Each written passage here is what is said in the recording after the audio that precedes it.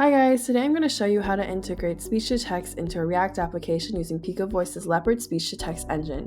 If you haven't already, please go to the Picovoice Console and grab your access key. You're then going to want to go to Picovoice's GitHub and download leopard_params.pv and place it into the public directory of your React project.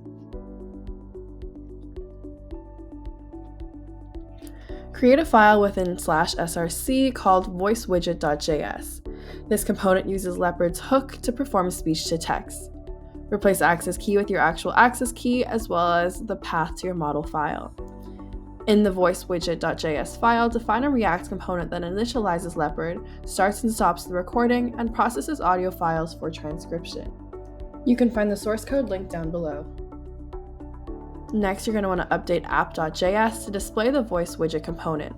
This will serve as the main interface for users to interact with the speech-to-text functionality. You're going to want to make sure you have npm installed as well as the other dependencies. And then you're going to want to run the development server with npm start. Once the server is running, navigate to the link, click Initialize the Leopard button, and initialize the engine. So let's try it out. This is the Leopard React demo. And there you have it.